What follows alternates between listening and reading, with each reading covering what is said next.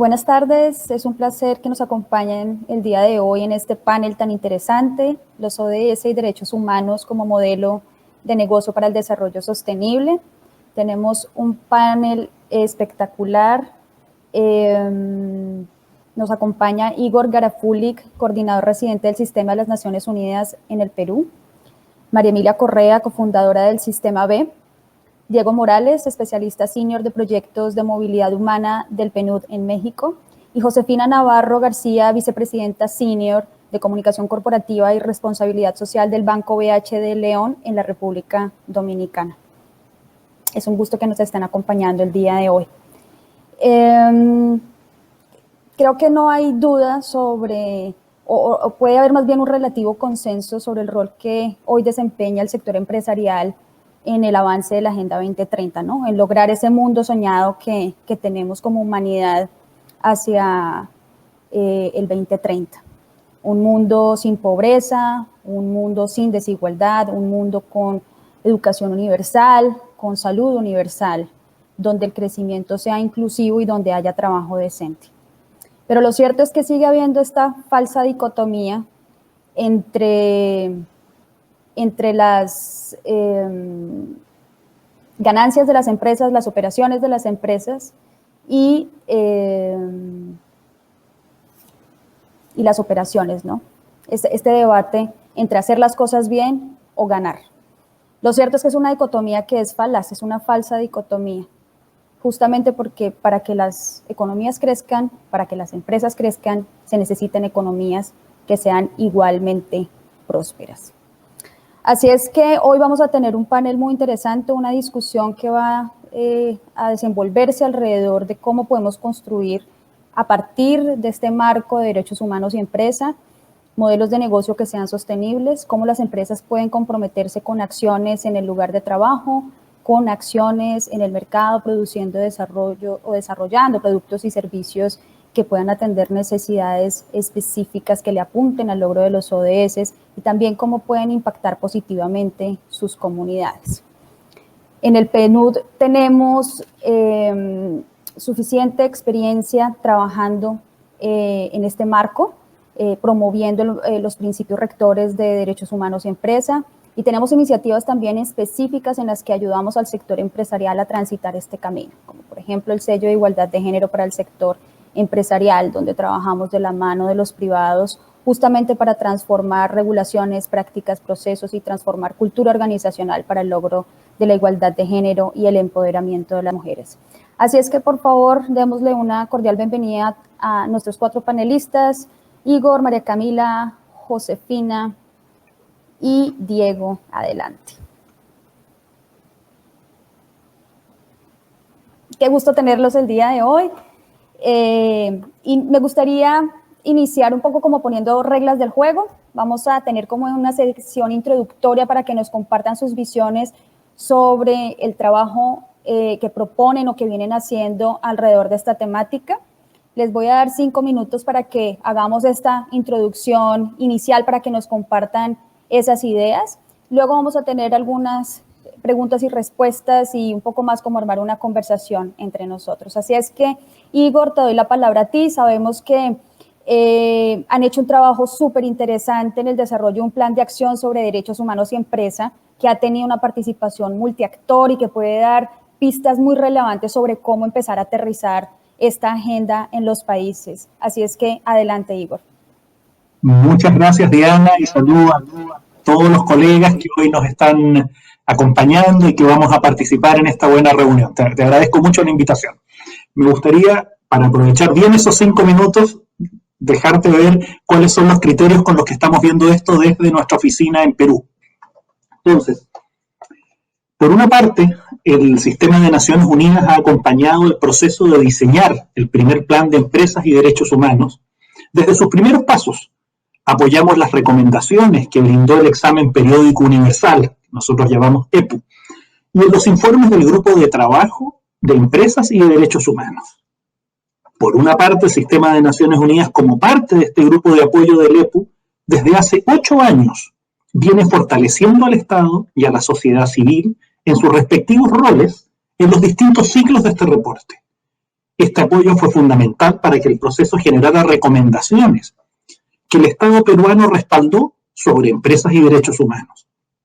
Este apoyo continúa y actualmente se tiene previsto un espacio multiactor el próximo 6 de diciembre en el cuarto ciclo de reporte de EPU que está previsto para febrero del 2023. Por otro lado, cuando el Grupo de Trabajo sobre Empresas y Derechos Humanos visitó el Perú en julio del 2017, todos los colegas de Naciones Unidas colaboraron con esa misión y el grupo que estuvo a cargo de esta se reunió con el equipo de país para recibir información sobre los distintos desafíos que enfrentábamos.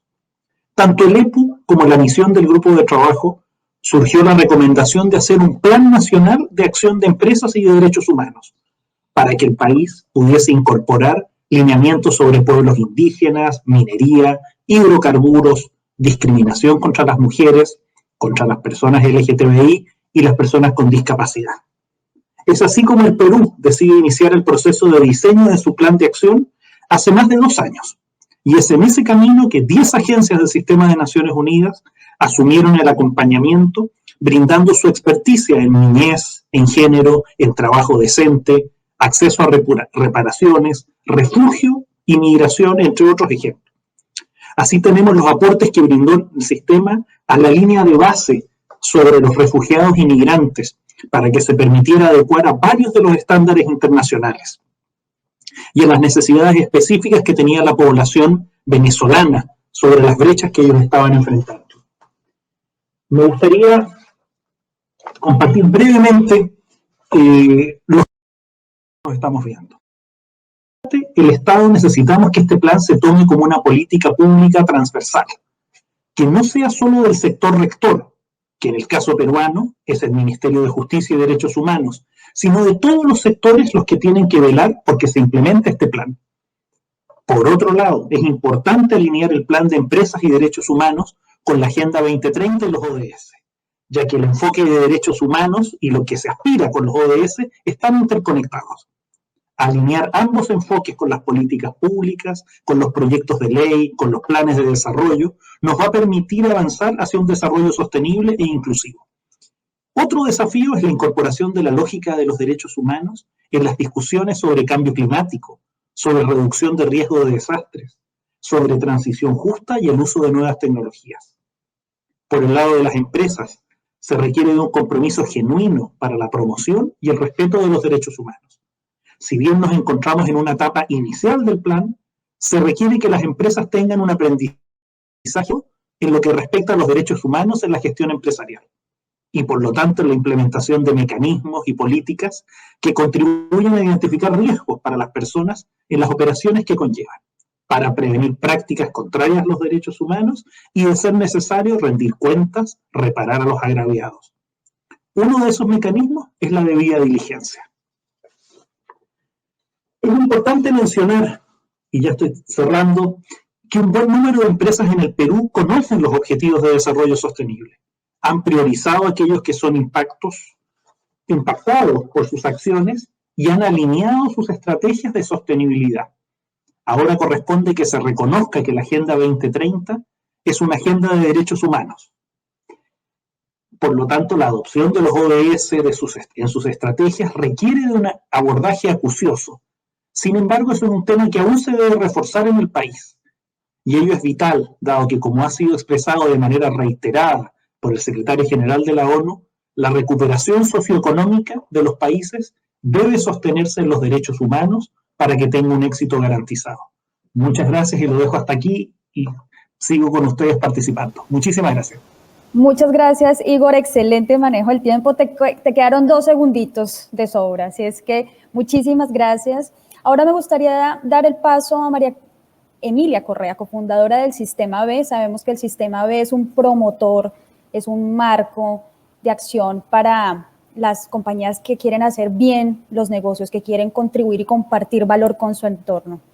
Desde esta perspectiva, María Camila, nos gustaría muchísimo que nos compartieras mucho más qué están haciendo desde el Sistema B para proteger y promover los derechos humanos y cómo crees que cuál es el rol de los estados desde esta perspectiva, qué pueden hacer también las empresas y cómo transitar en este modelo que no sea solamente desde la perspectiva del garrote y punitiva, sino realmente cómo hacer que las empresas entiendan que este puede ser una palanca para un mejor desempeño empresarial. Adelante, María Emilia. Muchas gracias, Diana, y muchas gracias por la introducción, porque exactamente de eso quería hablar. Como dices tú, Sistema B reúne un grupo de empresas que avanzan hacia una economía regenerativa e inclusiva y que hacen un esfuerzo intencional, consciente y con obligatoriedad legal para, digamos, ser un actor positivo en la solución de los problemas de la Agenda 2030. Yo hoy quisiera invitarlos a pensar en nuevas formas de trabajar entre el sector privado y los gobiernos y las agencias multilaterales como las Naciones Unidas.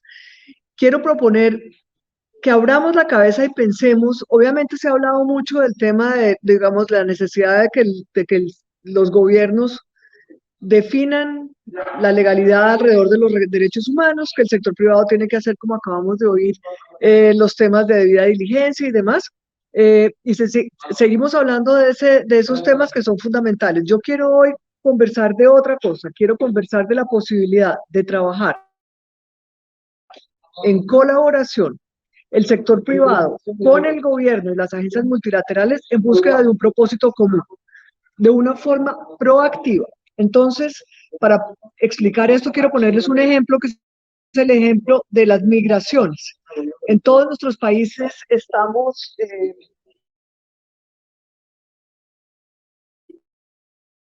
viviendo una época, hemos visto, bueno, los venezolanos, los venezolanos, por ejemplo, que están saliendo en masa y los vemos caminar 4.000, 5.000 kilómetros hasta llegar a buscar oportunidades laborales. Una opción que podríamos pensar es, ¿qué tal si el sector privado y los gobiernos nos unimos con el propósito común de manejar mejor esta situación de la migración? En esta época donde el tránsito de capitales y de bienes es impresionantemente efectivo, permitido e incluso promovido, ¿no? Si hoy día en cualquier país de América Latina uno pide un pañuelo a China y le llega en 2 días. Y se promueve ese tipo de intercambio de bienes y de capitales. Hacer una transferencia, hoy día podemos usar PayPal para pagar en cualquier moneda, en cualquier parte del mundo. Sin embargo, las personas seguimos siendo considerados ilegales cuando salimos de las fronteras. Entonces, ¿qué tal si los países entregaran, por ejemplo, una visa de trabajo a todas las personas que llegan a los países por un año? Y dentro del año se ve la voluntad de la persona de trabajar, la búsqueda de trabajo, en fin, y el sector privado se pone con la posibilidad de ofrecer trabajos justos.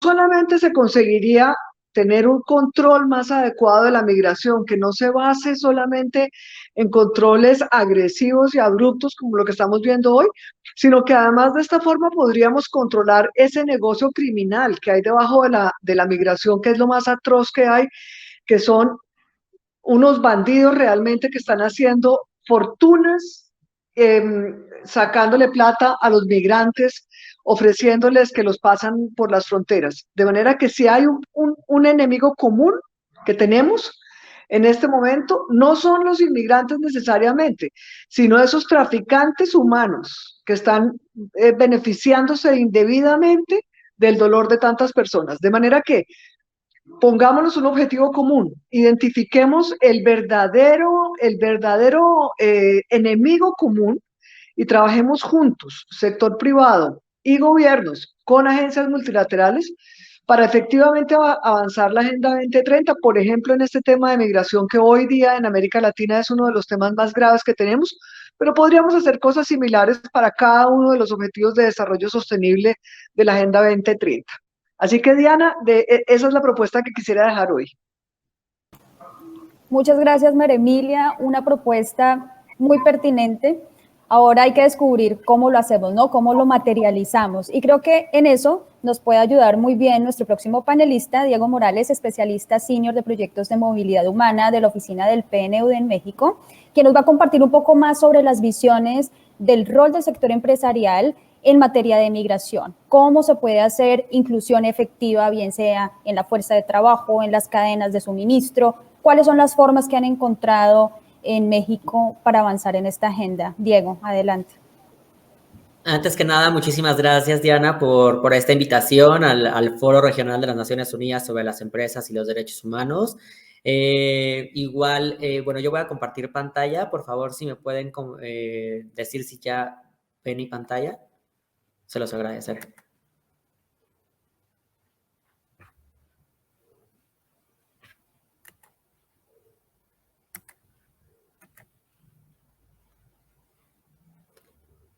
Listo, creo que ya ven mi pantalla, ¿correcto?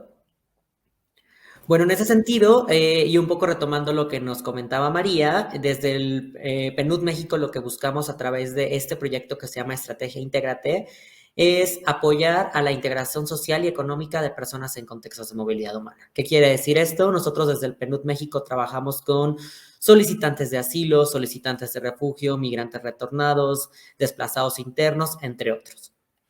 ¿Qué es lo que buscamos en todo momento?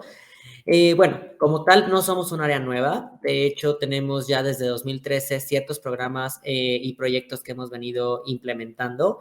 Tal es el caso del programa Conjunto a Migrantes en Tránsito en 2013, en 2017 por ahí un tema sobre el marco integral sobre protección y soluciones MIRPS.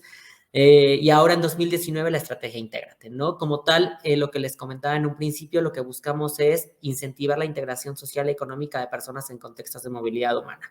¿Y por qué decimos esto? Porque normalmente en México estamos acostumbrados a visualizar a las personas migrantes como actores humanitarios. Desde PNUD México lo que estamos haciendo a través de nuestro mandato, que es el desarrollo, es visualizar e incentivar en todo momento que las personas migrantes sean actores clave para el desarrollo de sus comunidades, que en conjunto a sector privado, a ONGs, a incluso otras agencias hermanas de Naciones Unidas y otros organismos internacionales, vayamos coadyuvando ciertas acciones en beneficio de la comunidad migrante.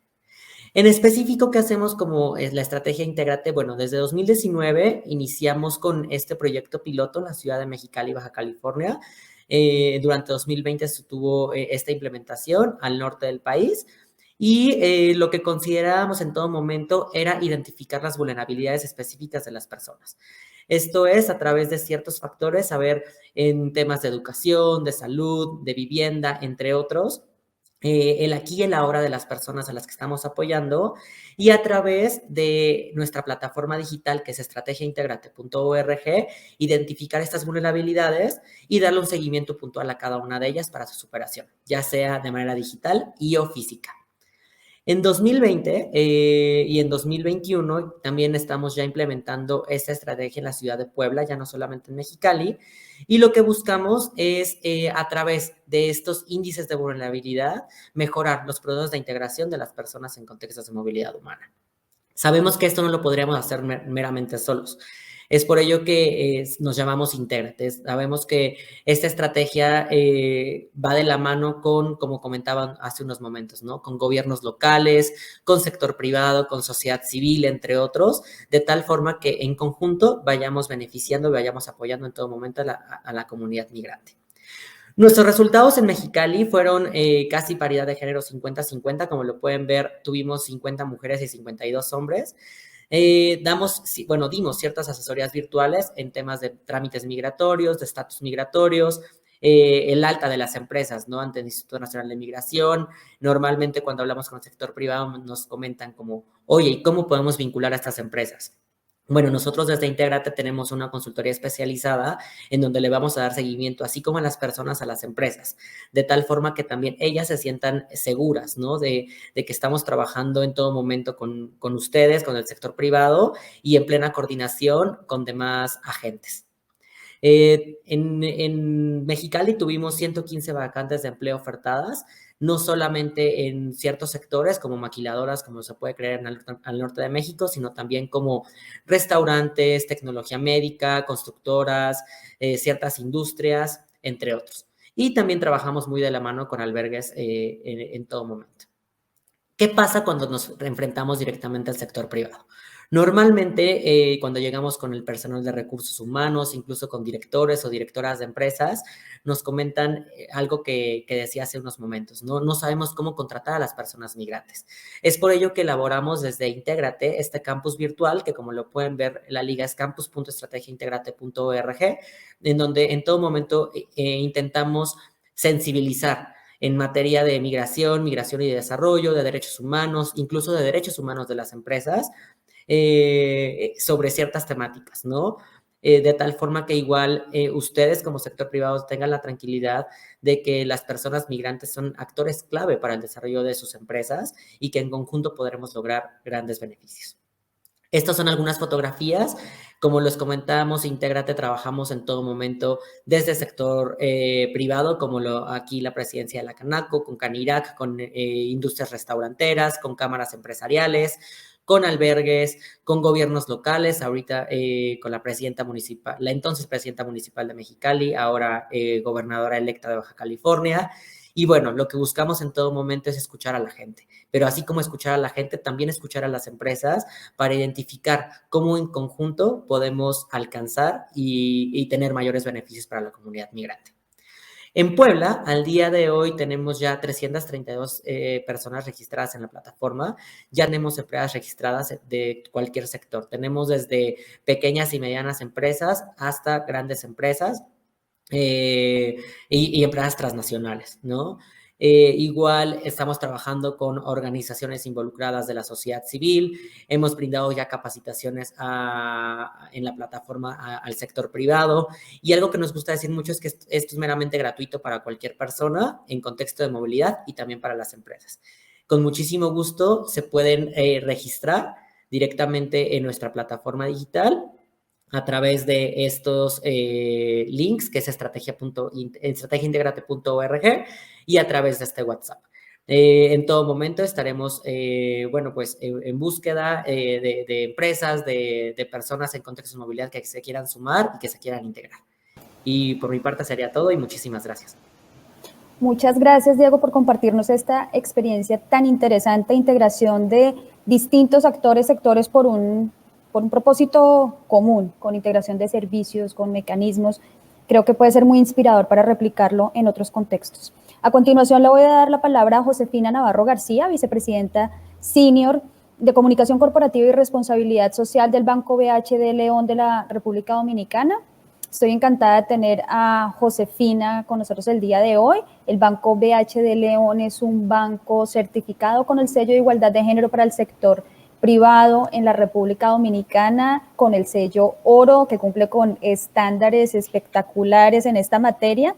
Y queremos que nos cuentes mucho más sobre la experiencia que ha tenido el banco transitando este camino. Ha sido un camino ya de varios años de consolidación, de crecimiento, y que nos compartas qué ha ganado el banco en este camino, cómo ha mejorado su desempeño, cómo ha mejorado sus prácticas empresariales. Así es que, Josefina, muchas gracias por estar con nosotros acá. Muchas gracias, Diana, y gracias por la invitación a compartir en este foro regional de empresas y derechos humanos acerca de la experiencia de nuestra organización, el Banco BHD León de República Dominicana, como bien decías, y específicamente de nuestra estrategia de género. Lo que hacemos, debo decir primero, está sustentado en una filosofía de gestión en la que el ser humano está en el centro. O sea, nosotros decimos que somos una entidad de éxito económico y de éxito humano, con un enfoque integral en los negocios y social de la empresa. ¿Qué quiere decir esto? Que lo que hacemos tiene un fundamento en el ser humano. De hecho, en este año hemos renovado nuestro propósito común, que recoge nuestra visión y nuestra misión y que muestra lo que son nuestros valores. Y este enunciado de propósito común dice: impulsamos el progreso económico, impulsamos el progreso humano haciendo una banca responsable, innovadora y cercana. Y ahí desarrollamos un concepto de ese progreso humano que nosotros lo entendemos a partir de la responsabilidad. O sea, lo que nuestra institución busca transmitir a la población interna, a los clientes y a la sociedad en sentido general, es que la responsabilidad es la cuna del progreso, la responsabilidad personal y la responsabilidad institucional. Para hacer tangible este compromiso que hemos hecho, digamos, el compromiso con la sociedad dominicana, con los derechos humanos, con la Agenda 2030. Bueno, conformamos una estrategia de sostenibilidad que lo que ha hecho es organizar y sistematizar ese enfoque de desarrollo sostenible desde nuestro comportamiento intrínseco y de nuestros negocios, a través de 6 focos: gerencia, negocios, el talento, sociedad, cadena de abastecimiento, operaciones. Entonces, en esta estrategia, pues tenemos de manera transversal lo que conocemos en nuestra institución como la estrategia de género. Y en esta estrategia de género, pues trabajamos desde 3 focos, desde 3 pilares. Por un lado, la cultura interna de equidad de género. No podemos hablar de equidad de género hacia afuera o crear propuestas para nuestros clientes y nuestras clientas si no tenemos una cultura interna con la que la practiquemos, la modelemos y con la que pues estemos acorde con lo que son las demandas de una sociedad equitativa a la cual aspiramos. Por otro lado, tenemos una propuesta de productos y servicios, o sea, vimos cultura, después negocios, una propuesta de productos y servicios con valores agregados financieros y no financieros, con lo que buscamos responder a las necesidades que no han recibido, digamos, respuesta equitativa desde el sector financiero en las mujeres. Y finalmente, un tercer pilar, pues se trata de la inversión social en lo que hemos denominado el Premio Mujeres que Cambian el Mundo. Este premio pues busca reconocer la labor que realizan mujeres en diferentes ámbitos en nuestro país y que buscan transformar positivamente a la sociedad dominicana. Entonces, esta estrategia de género la hemos visto desde un aspecto holístico o desde una visión holística que integra cultura interna, negocios y responsabilidad social o digamos inversión social, respondiendo por supuesto al ODS 5 y también de manera directa a otros ODS como el 10, el ODS 1 de reducción de la pobreza, el 8 de trabajo y empleo decente, bueno, y progreso económico, y por supuesto el 17, que es la alianza para lograr los objetivos, porque esto no lo podemos hacer solo, aliados con organismos internacionales y con otras instituciones. Bueno, pues hemos visto que nuestro crecimiento en la contribución financiera de las mujeres ha pasado en estos pocos años de 36% a 39%. Hemos otorgado más de 4.000 millones de pesos en préstamos a mujeres para emprendimientos. Hemos también recibido, tú lo mencionabas, Diana, el sello Igualando del programa de las Naciones Unidas y en este caso el gobierno dominicano, Igualando RD. Fuimos la primera empresa en nuestro país en recibir este sello y que hemos renovado en la categoría platino en este año. Bueno, pues entonces quisiera destacar que en el marco de la pandemia asumimos un reto de acompañar y otorgar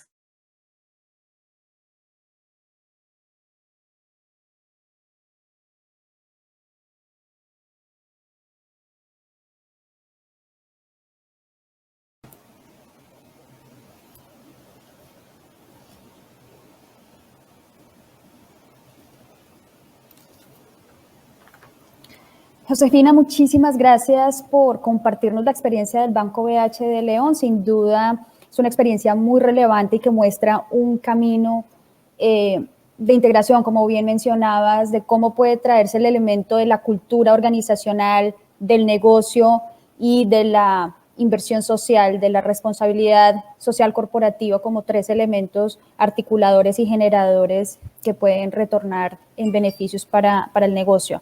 Ahora me gustaría cómo iniciar esta discusión a partir de estos primeras reflexiones que nos han compartido a partir de sus experiencias. Así es que me gustaría traerlos de vuelta a Igor, a María Emilia, a Diego y a Josefina. de vuelta al panel para que hagamos esta discusión de manera muy, muy amena. Así es que me gustaría, María Emilia, ya que mencionabas que el gran desafío es cómo nos ponemos todos a trabajar de manera conjunta por un propósito común, bien específico. Un ejemplo era la migración, seguramente hay otros ejemplos mucho más concretos. ¿Qué experiencias puedes rescatar tú que eventualmente en las que haya participado el sistema B o en la que tú hayas identificado que podemos traer, digamos, esos expertices desde las distintas esferas, desde las distintas áreas para avanzar una agenda común hacia los ODS? Y en ese marco, justamente, ¿qué puede hacer el sector empresarial? ¿Cómo podemos avanzar con las empresas de manera mucho más determinada y mucho más decidida? Gracias, Diana. Mira, más concreto que ese que te puse de la migración es difícil, pero voy a complementar ese de la colaboración entre sector privado y agencias de la sociedad civil y agencias multilaterales con un ejemplo, siguiendo el tema de la migración, de una empresa que se llama Migrante, que es una empresa creada para ofrecer servicios financieros a los migrantes, que uno de los problemas es que cuando los migrantes logran finalmente, después de este trabajo espantoso para llegar a los sitios, después de haber perdido plata como locos tratando de llegar, llegan a los lugares y finalmente, si logran establecerse con un sistema de visa o con una autorización de gobierno, empezar una vida laboral es muy complicado. Entonces son objetos de explotación en todas las formas posibles. Y una de las formas de explotación más dolorosa que tienen las personas de bajos recursos en América Latina es la usura. Porque cuando uno llega con bajos recursos a pedir una ayuda financiera, pues como no tiene ninguna tradición en ese país, el sector financiero no lo recibe. Y el gobierno tampoco, porque tampoco está registrado en ninguna parte. Entonces, Migrante es una empresa creada específicamente para dar servicios financieros a personas migrantes en condiciones muy similares de costo a los créditos comerciales que se consiguen en los países.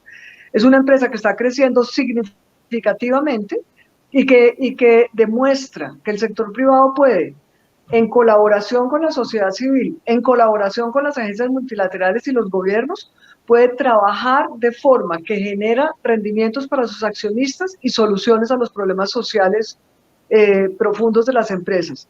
Yo creo que aquí una de las cosas que tenemos, de las personas, perdón, yo creo que una de las cosas que tenemos que hacer es ser muy realistas, porque aquí lo que tenemos que hacer es bajar del deseo de querer hacer las cosas a ver lo que es la realidad de América Latina, lo que están pasando los migrantes en nuestras regiones, lo que está pasando ahorita, por ejemplo, con los haitianos es una tragedia que no hay palabras. Las personas con sus familias, hombres, mujeres, niños, en las condiciones en que están, por Dios, no podemos seguir considerando a las personas como ilegales mientras que los bienes y el capital son preferidos en la migración del mundo. De manera que yo creo que aquí lo que tenemos que hacer es todos mirar hacia adelante y decir en qué mundo queremos vivir y pongámonos todos a trabajar hacia eso. De acuerdo, María Emilia, qué buen ejemplo y qué rico seguir discutiendo sobre el tema de la migración como una problemática que toca básicamente a casi todos los países de la región y donde realmente se necesitan acciones mucho más decididas.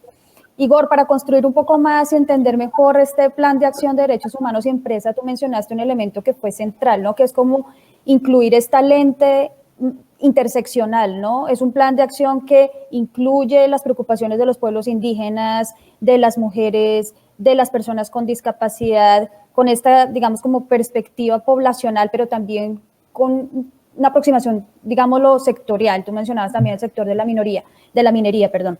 ¿Cómo fue posible eso? ¿Qué elementos trae este plan de acción a través de los cuales se puede comprometer al sector empresarial para trabajar y apuntarle a mejor inclusión, a mejores negocios, a mejores acciones que impacten a la comunidad para abordar los desafíos que sufren estas comunidades? Diana, muchas gracias.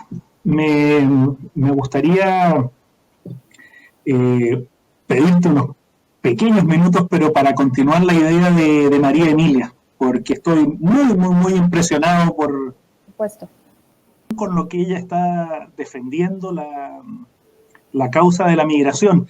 Tú sabes, por Naciones Unidas nosotros tenemos oficinas, ustedes mismos pues son ejemplos, estamos en todas las partes del mundo, Yo en lo personal venía de trabajar en Guatemala y en Honduras, y antes de llegar a Perú. Entonces sí me tocó ver que el mismo fenómeno de caravanas de migrantes que salen, y en ese caso era desde Honduras, pasando por Guatemala, llegando, pasando por México, llegando a la frontera americana, y con los mismos fenómenos de mucha miseria, mucho maltrato, mucho riesgo y mucha trata, que es uno de los ejemplos con lo que partió hablando María Emilia. Pues bien, ahí te estoy describiendo desde Centroamérica hacia arriba, hacia Estados Unidos, pero aquí también hemos visto rápidamente como hay 1.800.000 venezolanos en Colombia, hay 1.200.000 venezolanos en Perú, hay 500.000 en Chile, y ya con eso te llegué al sur de América. Entonces, una de las cosas que a mí me impresionó mucho al llegar a Perú fue encontrarme con dos estudios, uno del Banco Mundial y otro del Banco BBVA. Entonces, ellos hacían una proyección económica de el costo que tiene para un país tener migrantes, porque aquí hay que ser, como el gran llamado que hizo María Emilia era a ser realistas. Uno no puede esconder a 1.200.000 personas. O sea, 1.200.000 personas generan presión sobre educación, porque vienen con niños, esos niños tienen que ir al colegio. La gente se enferma, hay presión sobre el sector salud.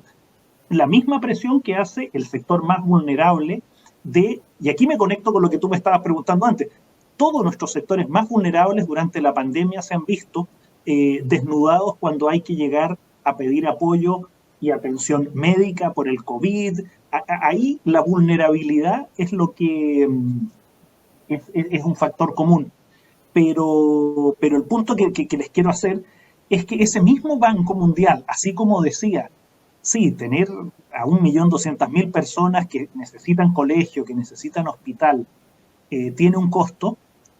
Ambos estudios demostraban que una vez que tú le permites integrarse a ese migrante, tú empiezas a ver qué tipo de formación profesional traen esos migrantes, que la han adquirido en su país, la traen al tuyo, pero tienes listados enormes de ingenieros, de profesores, de médicos y médicos en pandemia. Entonces, ahí rápidamente se hacía el cálculo económico y se veía que a mediano plazo, en la medida que se integran y que se integran al nivel de lo que es su formación profesional, por eso me hacía tanto sentido, muy osado lo que dice María Emilia, de qué tal si los gobiernos se comprometen a 1.000 visas de trabajo, porque esa es dar la oportunidad de integrarse, pero ahí es cuando la curva empezaba a mostrar que por mucho costo que tenga darle educación, darle hospital al migrante, es mucho más lo que se puede recaudar por la vía de ese inmigrante haciendo negocios, pagando impuestos en el mediano plazo. O sea, no había dudas. Y te lo decía el Banco Mundial, que es una institución multilateral, pero te lo respaldaba en estudios independientes el Banco BBVA. O sea, era negocio. Tú comparas costo, comparas beneficio, y el beneficio de integrarlos era superior económicamente. No era un tema estrictamente de solidaridad, que ya es un mérito en sí mismo, pero que tiene una lógica de mercado. Perdona, Diana, ¿dónde estás ahí? Que de verdad... Muy bien y muy apasionante el tema, porque esto conecta perfectamente con el programa de Intégrate y con esta visión que nos presentaba Diego de cómo hacemos ese nexus entre la emergencia más de carácter humanitario y cómo transitamos hacia el desarrollo y apalancamos realmente la población en condición o en situación o en contextos de movilidad para que efectivamente puedan retornarle y puedan efectivamente integrarse a los circuitos económicos, sociales de los países donde se encuentran. Así es que, Diego, quizás sí nos puedes compartir un poco más cómo luchar contra los mitos, ¿no? Mitos que están presentes en el imaginario colectivo de los migrantes nos roban el trabajo, las empresas tienen muchas dudas también de cómo integrarlas, muchos temores en torno al tema de documentación, muchos problemas en torno a la convalidación de títulos, porque los títulos normalmente no se convalidan entre los países con facilidad, y realmente cómo atacar esos cuellos duros de la discriminación laboral y de la integración económica. ¿Qué experiencia nos puedes compartir desde el Intégrate? Muchísimas gracias, Diana, y totalmente de acuerdo con lo que comentaban María Emilia e Igor, ¿no? Yo creo que desde Naciones Unidas, en específico desde el PNUD, estamos trabajando justamente en lo que nos comentas, en combatir todos estos mitos, en combatir todos estos prejuicios y o estereotipos que se tienen hacia la comunidad migrante en nuestro país. Ahora, y sería totalmente aventurado de mi parte el decir que la estrategia Intégrate que tuvimos en su etapa piloto en Mexicali es la misma que se tiene en Puebla, ¿no? Y algo que me gustó mucho ahorita que decía Igor era como esta migración calificada, ¿no? Esta migración de personas que tenemos en este caso ahora en Puebla, donde me encuentro, implementando esta estrategia, de médicos, de enfermeras, también por ahí de incluso ingenieros, ingenieras, que tienen todas estas ganas de integrarse social y económicamente a esta comunidad, y que en todo momento lo que buscan es justo esto, ¿no? Que a lo mejor y su título sea convalidado, como tú lo decías. Esto lo estamos haciendo a través de ciertas instituciones en México, a través del Instituto Nacional de Educación para Adultos, el INEA, en donde podemos como compaginar, ¿no? Como estos estudios y ver cómo los podemos tener directamente o certificar directamente aquí en México.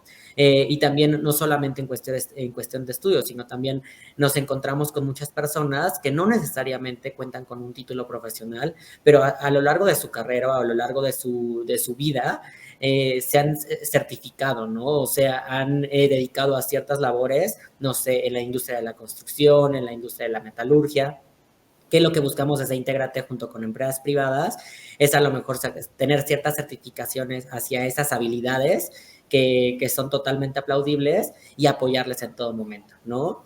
Algo que comentaba sobre los procesos a los que nos enfrentamos a nivel comunidad o a nivel social, a nosotros desde el PNUD nos gusta decir que trabajamos en el proceso de aculturación. ¿Qué quiere decir esto? Que no solamente trabajamos con la comunidad, con la comunidad migrante, con la persona migrante, sino trabajamos en conjunto, trabajamos con la empresa, trabajamos con la ONG, que seguro tiene muchísimo más de tiempo que incluso algunas agencias de Naciones Unidas, en este caso Puebla, ya directamente trabajando con las personas y dialogar, ¿no? Estar siempre con una escucha activa, el saber qué es lo que está pasando exactamente, y a través de estos procesos de diálogo en conjunto con las comunidades de acogida, pues ir derribando un poco como todos los estereotipos que normalmente se han tenido. Muy bien, Diego, muchísimas gracias por cerrar un poco más con esa visión más práctica de cosas que ya están pasando en lo local, en el terreno. Josefina, para el cierre, porque ya se nos está empezando a agotar el tiempo, preguntarte, y tú nos comentabas sobre algunas métricas en las que particularmente han trabajado mucho para otorgar créditos a mujeres, ¿no? Sabemos que ustedes han desarrollado propuestas de valor específicas considerando las necesidades e intereses concretos de las mujeres. ¿Qué han hecho para adaptar esos productos y servicios? ¿Qué consideraciones han tenido? ¿Cómo lo han hecho para que pueda servir de fuente de inspiración para otros? Muy bien, gracias, Diana. Lo primero que hicimos fue pues investigar cuál es la situación de la mujer. O sea, partimos de una serie de datos tomados en el terreno. Parte de lo que hizo nuestro equipo, liderado por el presidente ejecutivo, fue pues acompañar a mujeres que tienen diferentes roles, amas de casa, estudiantes, ejecutivas, emprendedoras, y acompañarlas durante días completos e ir viendo cuál era su ritmo del día, su día a día, su vida, entendiendo desde su casa, desde su centro de trabajo, desde cada lugar, y entendiendo cuál es el comportamiento y sus necesidades. A partir de ahí, pues también se hicieron unos grupos focales y reuniones con diferentes mujeres de diferentes segmentos para entender cuáles eran sus necesidades. ¿Qué es lo que es? ¿Cuáles son sus expectativas? No solamente de una entidad financiera, sus expectativas en la vida. ¿Qué desean? ¿Seguir estudiando? Ahí descubrimos cosas interesantes. Bueno, quizás lo sabemos, son temas cotidianos para nosotras las mujeres, pero que son datos duros que permitieron crear una propuesta de valor financiera y no financiera. ¿Qué le importa a la mujer dominicana? Lo primero, su familia. que su familia tenga un techo, que sus hijos tengan una educación segura, que sus padres estén bien. Otro tema era su bienestar personal individual. O sea, desde la salud hasta el bienestar en términos de verse bien, hacer ejercicios, etcétera. O sea, desde temas que parecen muy duros o muy necesarios en la sociedad a otros que parecen superfluos. Entonces, con esto se elaboró una propuesta de valor en diferentes vertientes, pero en esto trabajaron departamentos de diferentes áreas de la organización, acompañados de organizaciones, digamos, de organismos internacionales, el PNUD, IFC, la Alianza Global de Bancos Referentes de la Mujer, etc. Entonces, con ellos construimos, con estas alianzas, construimos esta propuesta. Tenemos mujer educación, mujer salud, mujer emprendimiento, la parte vial. Entonces, en cada uno de estos mini clústeres, si le pudiéramos llamar, pues se elaboraron las propuestas. Pero lo que vimos también era que los productos que tuviéramos tengan sentido para el crecimiento económico de la mujer, pero que tengan sentido para su crecimiento humano, que es lo que es la combinación que nosotros vemos perfecta como progreso o como desarrollo del ser humano. Entonces, digamos que lo elaboramos de esa manera. Y lo otro fue, por supuesto, lo que te decía anteriormente, trabajar una cultura interna de equidad de género en nuestra organización. De nuestros colaboradores, hombres y mujeres, las colaboradoras, los colaboradores, pues que tengan el mismo, digamos, la misma forma de pensar, el mismo sentir sobre los temas de equidad. Entonces, fue un proceso largo de capacitación, de sensibilización, de entendimiento, y hoy en día pues ya este no es un tema para nosotros. Igual lo relativo a reclutamiento, políticas internas de equidad y de acceso igualitario a las diferentes posiciones en nuestra organización. Nosotros tenemos una población que básicamente en su mayoría es femenina, digamos, estaríamos hablando de un 62% de nuestros colaboradores, el 80% de la plantilla de venta está conformado por mujeres, más del 65% del cuerpo gerencial de la organización también está conformado por mujeres. Por lo tanto, todo esto tiene sentido. Entonces, tenía que tener sentido hacia adentro y sentido hacia la propuesta de valor hacia las clientas. Muy bien, Josefina. Muchísimas gracias a todos, a María Emilia, a Josefina, a Igor, a Diego. Ha sido un panel fascinante. Nos quedamos con ganas de seguir conversando, ¿no?, sobre esta nuez dura de la migración en América Latina y sin duda la gran oportunidad de venir juntos a trabajar estas problemáticas, el sector privado, el Estado, los gobiernos nacionales locales, las instituciones educativas, las Naciones Unidas y otros organismos internacionales. Sin duda creo que hay una enorme oportunidad. Y si algo se puede recoger de esta discusión es que justamente tenemos que ser mucho más ambiciosos, hay que aumentar la ambición y hay que encontrar formas mucho más creativas de colaborar. Y creo que con el sector empresarial lo que sí termina siendo clave es que aun cuando los derechos humanos son un imperativo moral, tiene que ligarse al negocio central, o si no, esto termina siendo solo caridad. Así es que un abrazo grande, muchas gracias y que pasen una feliz tarde. Un placer. Gracias.